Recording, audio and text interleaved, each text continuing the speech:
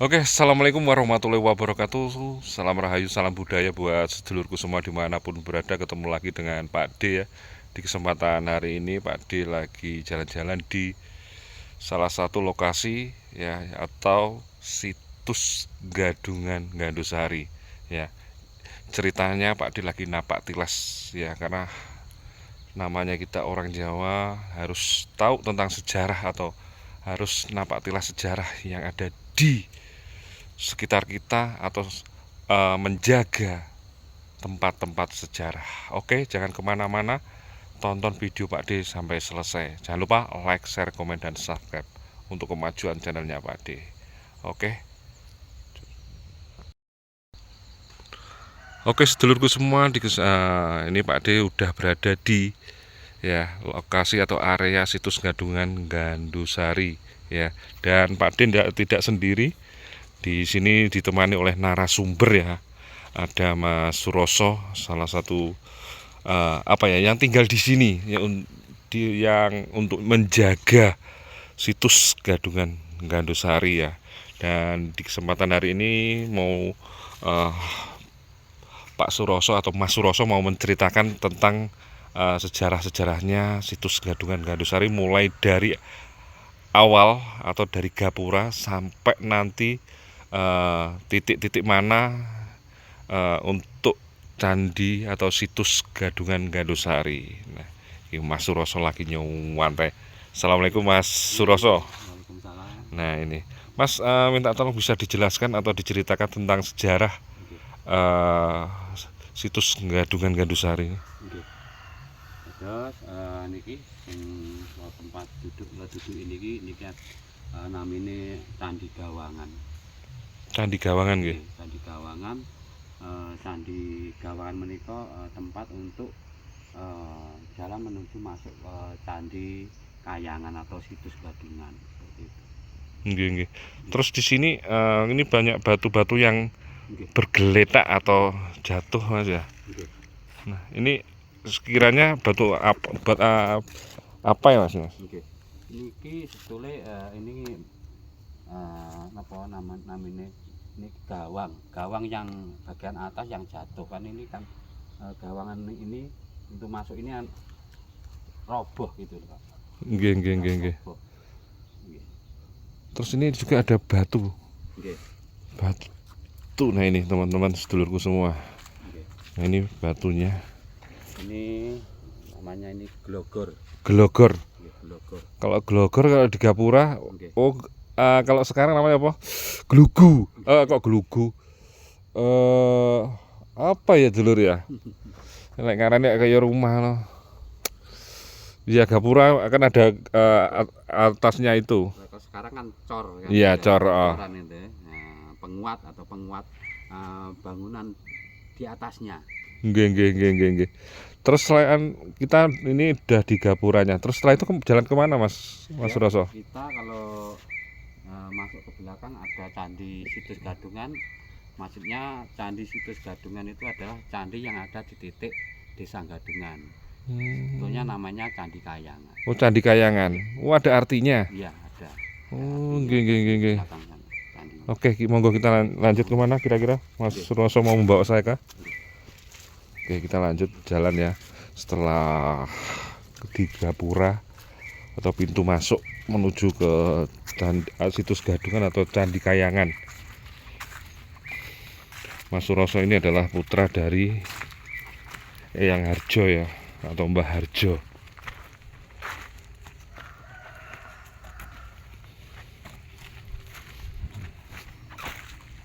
Jadi buat sedulurku semua, khususnya para kaula muda nih, yuk kita semangat untuk melestarikan sejarah ya. Seperti ada pepatah, jas merah jangan sekali-sekali melupakan sejarah. Nah, ini ada. Di belakang saya ini ada nama situs Gadungan. Yang dimaksud situs Gadungan Pak, candi ini berada di Desa Gadungan seperti itu. Nggih, siap. Jadi ini kita masuk lagi.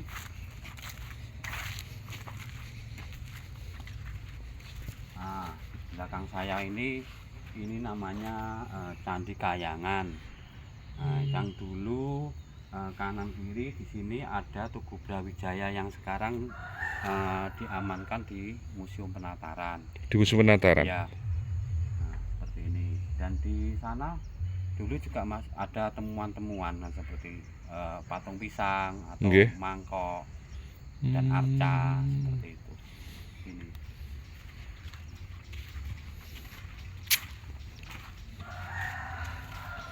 Jadi ini namanya anak tangga menuju ke kayangan atau tempat ibadah pribumi suku Kelang.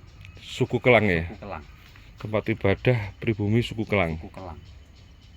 Berarti suku Kelang itu suku pertama yang ada di sini. Di sini. Nah, jadi di sini mulai hutan ini masih gong lewang-lewung, terus akhirnya ada suku Kelang tersebut yang masuk di tempat ini dan membangun tempat kayangan atau tempat ibadah pada tahun 1231 Saka seperti itu.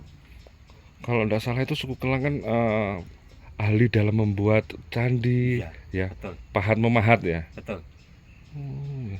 Makanya bangun candinya bagus-bagus dan pahatan batunya juga simetris ya. Iya. Jadi tempat ini sebetulnya itu berbentuk seperti rumah adat kayak joglo seperti itu. Tapi tertutup. Tertutup, ada pintunya seperti itu. Ada wadah tiang kanan kiri, ternyata ada atapnya seperti itu. Gini. Oh ya, terus itu kok kelihatan seperti ada meja ya Mas ya? Ya itu sebetulnya potongan dari Tugu Brawijaya. Oh berarti itu landasan bawahnya. Tengahnya Brawijaya itu ditaruh situ sama Mbah dibalik supaya tidak hilang karena berceceran di sebelah timur sana awalnya. Sebagian kan ditumpuk-tumpuk di sana. Terus sebelah kanan tuh juga ada seperti bangunan batu tertata, namanya candi apa? Itu sebetulnya potongan-potongan dari bagian Tugu Brawijaya. Oh iya, berarti tempatnya sih ini teman-teman. Kurang lebihnya di sekitar situ tuh. Nah, tempatnya Tugu Brawijaya ya. Nah itu yang di depan tuh, ya sedulur ya. Oke, mari kita tetap semangat untuk menjaga atau melestarikan budaya. Terus jadi, suku Kelang tersebut waktu ini dibangun ini masih Kadiri. Ya, Kadiri.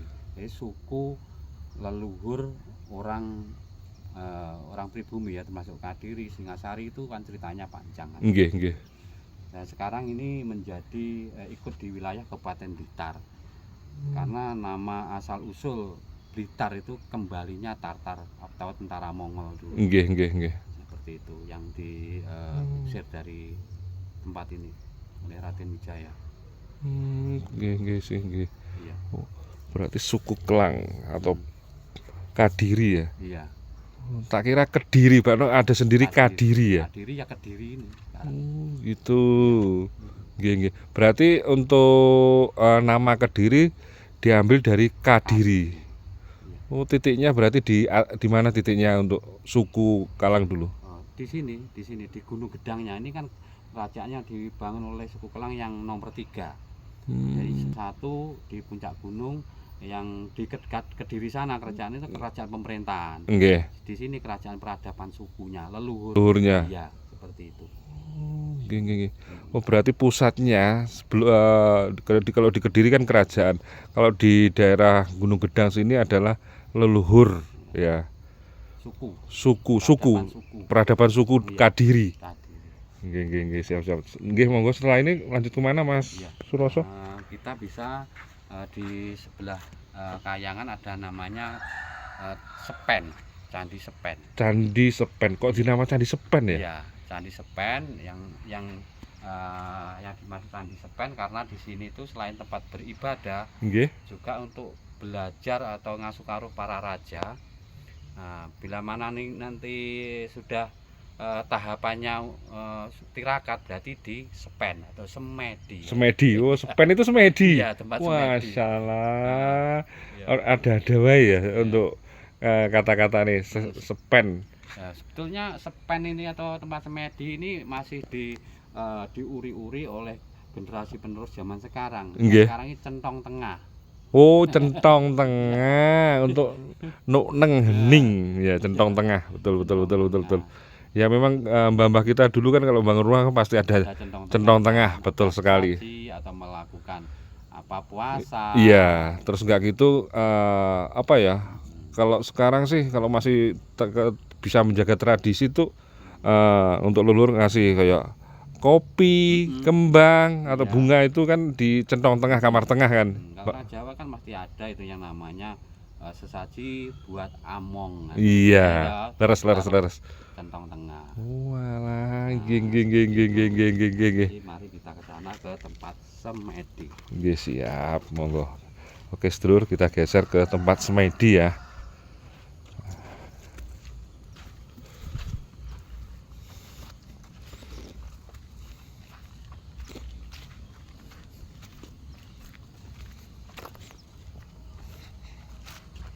Jadi ini di belakang saya ini adalah Candi Sepen, nah, seperti itu.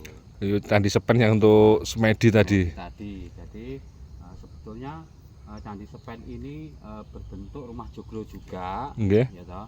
Kalau kayangan itu rumah joglo yang ruangannya besar full. Nggih. Nah, tapi kalau tempat semedi ini ruangan besar, tapi di tengahnya itu disingget atau ruangan khusus cuma satu. Ya, satu rumah ruangannya cuma satu, lebih kecil daripada kayangan. Gitu. Geng. Seperti ini bisa mendekat ini.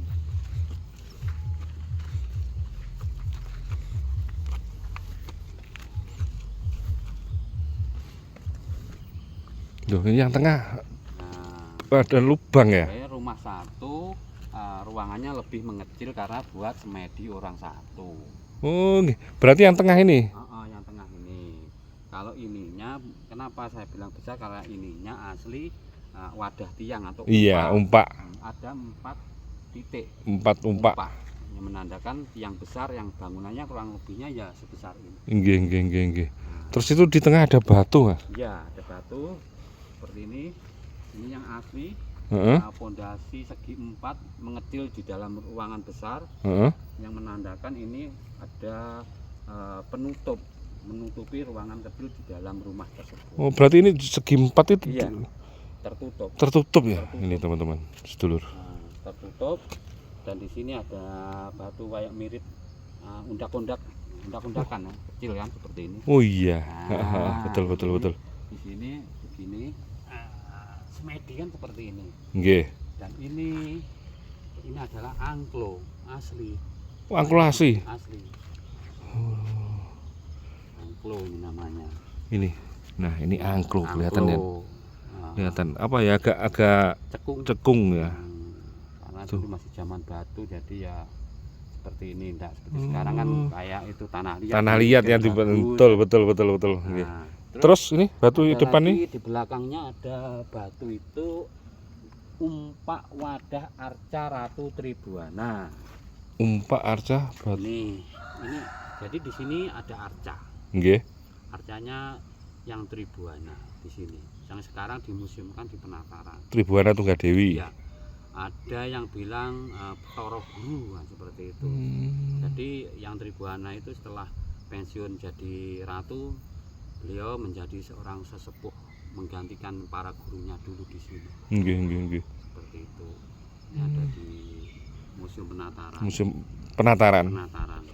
Terus siapa aja dulu yang pernah apa ya ngasuh kawaroh atau nimba ilmu di sini? Ya. Jadi kalau menurut cerita turun temurun dari Mbah Harjo Gentelut, itu yang pertama ngasuh kawruh di sini itu Ken Arok. Ken Arok itu masih di kerajaan kedua sana. Ken Arok. Jadi kalau orang dulu itu misalnya yang Tribuana dulu pernah di sini, enggak dukir lah patung. Kalau di sana patung yang Ken Arok seperti itu. Berarti penanda. Terus selain Ken Arok yaitu Raden Wijaya. Kalau Raden Wijaya di sini atau di Raden Wijaya di sini sudah. Kurang lebihnya kan ini kan belum berdiri kerajaan Majapahit belum. Nggih. Nah, bahkan suku Kelang tersebut yang punya logo Brawijaya yang dibawa Raden Wijaya untuk simbol di Mojopahit itu. Itu yang punya suku Kelang. Suku Kelang. Oke, nggih. Terus sampai sebetulnya simbol itu masih dipakai generasi anak turun sampai sekarang di zaman pemerintahan RI ini. Nggih. Kalau Brawijaya dipakai itu simbolnya tentara. Betul. Nggih. Polri itu Nggih. Brawijaya sama gunung Iya. seperti itu. Berarti yang ngasukaroh atau nimba ilmu di sini Ratu Ken Arok, Raden Wijaya, Tribuana Tunggal Dewi. Negara. 4 berarti nama Jaya Negara. 3 kan Mbah Putri itu namanya kan kepanjangannya itu. Nggih. Tribuana Tunggal Dewi Jaya Negara. Panjang namanya ternyata. Oh, 3. Jadi di waktu Mbah Tribuana itu ngangsu di sini sebetulnya tuh leluhur yang bagian yang nyekolahi para ratu di sini itu sebenarnya itu para raja itu leluhurnya Mbah Harjo, turun temurun. Nah, terus karena yang Tribuana itu sudah dianggap anak keluarga sendiri karena anaknya Raden Wijaya, itu tempat ini itu diatasnamakan Mbah Ratu Tribuana hingga makamnya itu ada di sini. Ada makamnya juga. Ada makamnya. Oke. Belakang sana ada. Jauh Mas dari sini? Dari sini 400 meter. 400 meter. Nah, jadi begini. Jadi kita ambil cerita dari Mbah Tribuana. Nggih.